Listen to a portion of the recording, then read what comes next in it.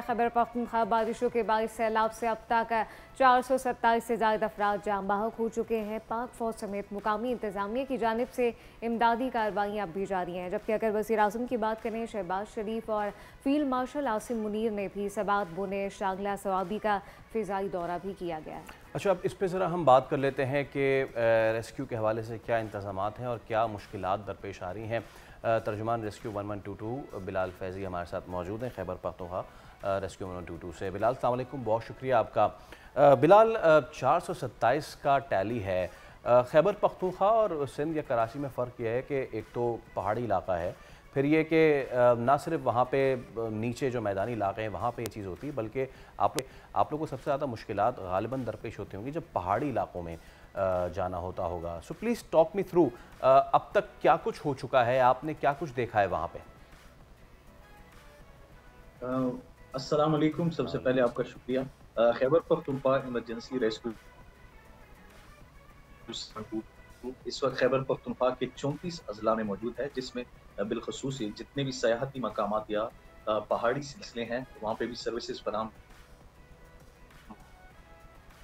मेरा जो cloud burst या सैलाबी सिलसिला शुरू हुआ था तो इसने सबसे ज़्यादा जो इफेक्ट किया है वो मालाकंड डिवीज़न है। मालाकंड डिवीज़न के बारे में मशहूर ये है कि यहाँ पे पहाड़ जो है वो सबसे ज़्यादा है। जो मेन दरिया है हमारे दरिया स्वात या दरिया काबुल की तरफ निकलता है तो वो भी जो है वो उधर से ही है। दरिया सिंध का कुछ हिस्सा भी उधर से निकलता है और इसके अलावा जंगलात जो है वो भी यहाँ पे काफ़ी बड़ी तादाद में मौजूद है। तो इस टेरेन को जो है अगर देखा जाए तो यहाँ पे जब ज़िला बुनेर हिट हुआ तो उसमें सबसे बड़ा जो मुश्किलात आप कह लें या वो कह लें वो यही थी कि उन जगह तक, उन मकामात तक पहुंचा जाए जहां पे ये तबाही जो है वो हुई है। 3 तहसीलें थी जहां पे ये हुआ और ये में ना तो दरिया है और ना समंदर है।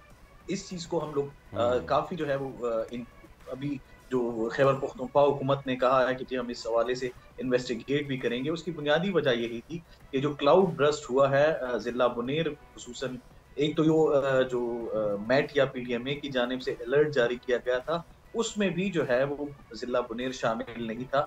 ये इलाका जो है ये 2 पहाड़ों के दरमियान वाक़या है। उसी वजह से जो है वो इसकी तबाही जो है वो ज़्यादा हुई है। उस बारिश के साथ जो है वो जितने भी पहाड़ थे, जितने भी बड़े-बड़े पत्थर थे, 15-20 फुट तक जो है वो पत्थर हम लोगों ने देखे हैं जो इन घरों पे आए हैं और फिर पूरी की पूरी फैमिलीज जो है वो उसके मलबों तले जो है वो दब गई थी। तो वहाँ पे एक्सेस करना, वहाँ पे हैवी मशीनरी पहुँचाना ये एक चैलेंजिंग टास्क था। फिर उसके साथ साथ मौसमी जो शिद्दत थी, मुसलसल बारिश जो है वो भी हो रही थी, उसकी वजह से भी मुश्किलात थी। दूसरा, जब भी ऐसा नुकसान होता है तो सबसे ज़्यादा जो है जो राब्ता पुलें होती हैं या जो इंफ्रास्ट्रक्चर है वो डैमेज होता है। तो पहली हमारी कोशिश ये थी कि हम लोग पैदल जो है वो एक्सेस करें और तकरीबन 3 से 4 घंटे जो है वो हमें पैदल जो है वो उन मकामात तक पहुंचने में लगे जहां पे ये वाकया जो है वो रोनुमा हुआ था। लेकिन मैं यहाँ पे सलूट पेश करूंगा जितनी भी हमारी टीमें वहाँ पे काम कर रही थी। रेस्क्यू 112 था, सिविल डिफेंस था, बिल्कुल, और उनकी अपनी मेहनत है और यकीनी तौर पे चैलेंजेस का भी सामना था। सब्सक्राइब करें और बेल दबाएं ताकि कोई खबर रह न जाए।